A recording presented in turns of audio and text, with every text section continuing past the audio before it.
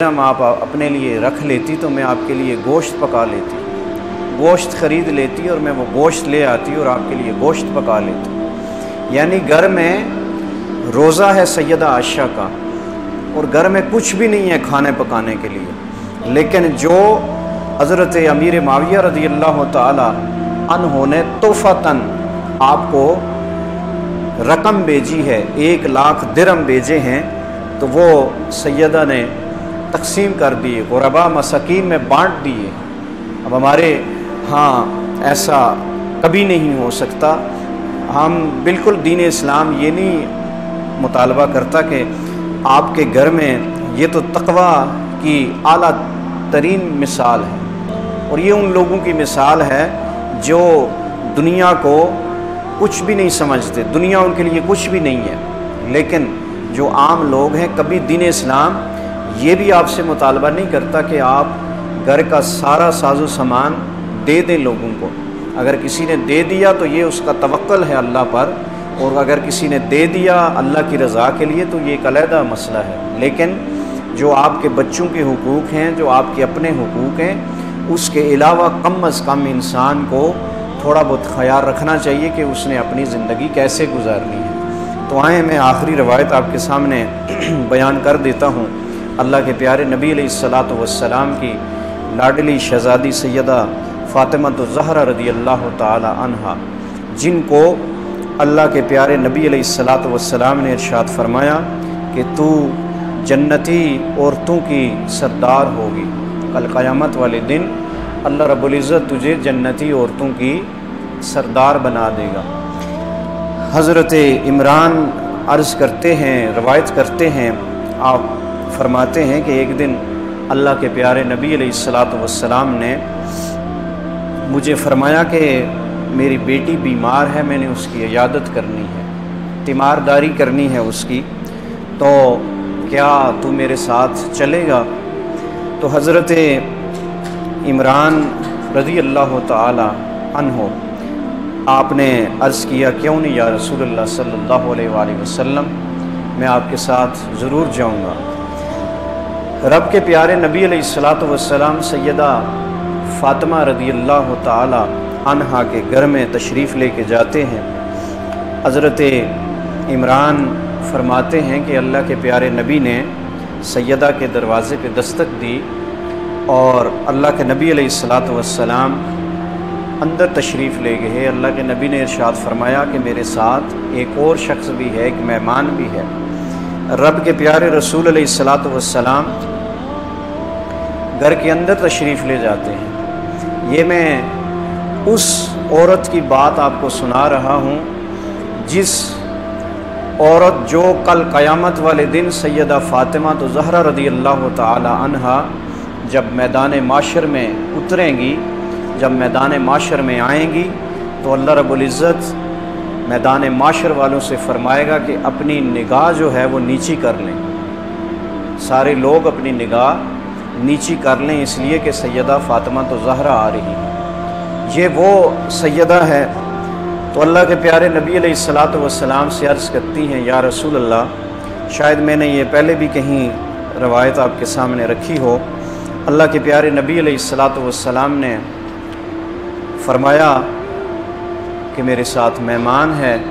तो सैयदा फ़ातिमा अर्ज़ करती हैं, या रसूल अल्लाह, मेरे पास तो एक ही चादर है जो मैं अपने जिस्म पे ओढ़ती हूँ तो मेरा सर नंगा हो जाता है। या अल्लाह के नबी अलैहिस्सलातु वस्सलाम, मेरे पास और कोई कपड़ा घर में मौजूद नहीं है कि आपके साथ जो मेहमान हैं वो अंदर आएंगे तो मेरे पास तो कोई और कपड़ा नहीं है कि मैं अपना सर ढांप सकूँ।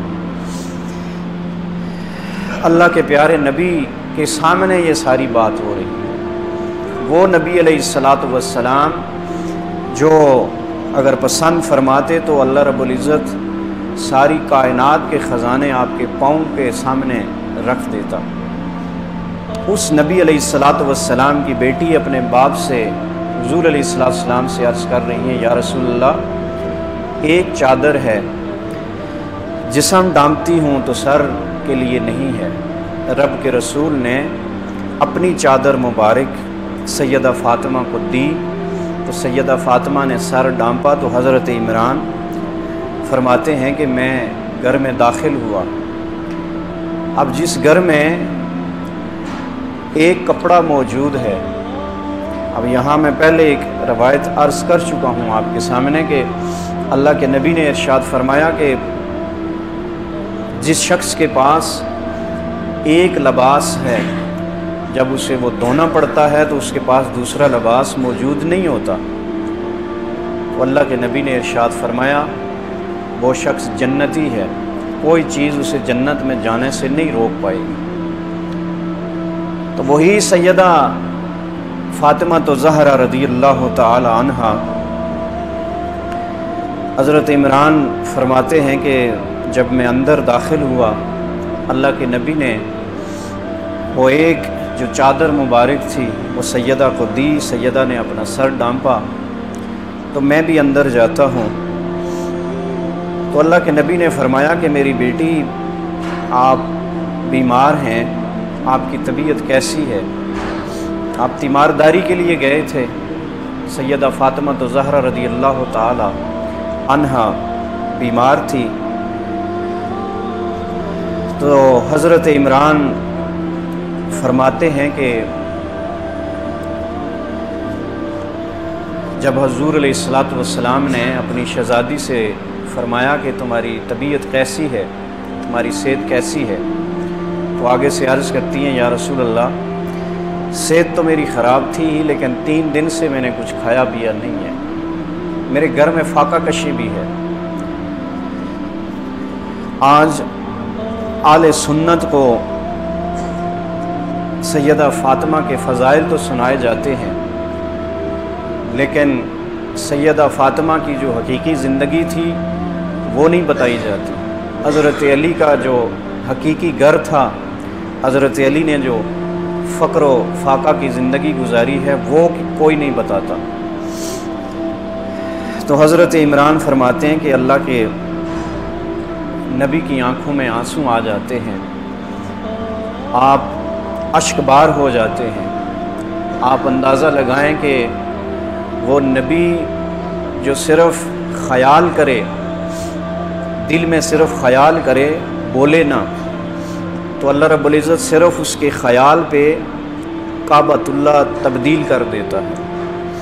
یعنی اللہ کے نبی نے مسجد قبلتین میں نماز پڑھاتے ہوئے صرف دل میں یہ خیال کیا تھا کہ کاش بیت المقدس کی جگہ میرا جو قبلہ ہے وہ خانہ کعبہ ہو جائے، تو نماز کے اندر ہی حکم آ گیا تھا کہ اے پیارے نبی علیہ الصلاۃ والسلام ہم نے آپ کی خواہش کے مطابق کعبہ تبدیل کر دیا۔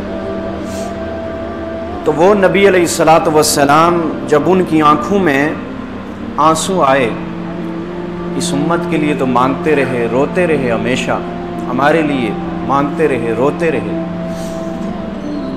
تو آنکھیں حضرت عمران فرماتے ہیں اشک بار ہوئی، تو اللہ کے پیارے نبی علیہ الصلاۃ والسلام نے ارشاد فرمایا کہ بیٹی بات تو تکلیف دہ ہے لیکن 3 دن سے میں نے بھی کچھ نہیں کھایا پیا، میرے گھر میں بھی فاقہ کشی ہے، 3 دن سے میں نے بھی نہیں کھایا پیا، یہ کوئی اور نہیں، یہ میرے نبی علیہ الصلاۃ والسلام ارشاد فرما رہے ہیں۔ پھر اللہ کے پیارے نبی علیہ الصلاۃ والسلام نے اپنے دستے مبارک بلند کیے اور ارشاد فرمایا کہ ہے سیدہ فاطمہ آپ آخرت کو ترجیح دیں گی دنیا پر؟ تو یہ آخرت کو ہی ترجیح تھی، وگرنہ ان کی زندگی میں اگر یہ پسند کرتی تو جنت سے جوڑے بھی آ جاتے، جنت سے جوڑے بھی آ جاتے ان کے لیے، جنت سے کھانے بھی آ جاتے ان کے لیے۔ صرف یہ وہ لوگ تھے جو صرف اپنی زبان سے بولتے، اپنے رب کی بارگاہ میں التجا کرتے تو رب کائنات سب کچھ عطا فرما دیتا۔ تو پھر سیدہ کے کندھوں پر ہاتھ رکھ کر اللہ کے نبی علیہ الصلاۃ والسلام نے ارشاد فرمایا آپ جنتی عورتوں کی سردار میری بیٹی ہیں، جنتی عورتوں کی سردار ہیں آپ میری بیٹی۔ تو سیدہ نے پوچھا کیا آسیہ اور مریم کے ہوتے ہوئے بھی، یعنی حضرت مریم اور حضرت آسیہ کے ہوتے ہوئے بھی میں जन्नती औरतों की सरदार हूँ।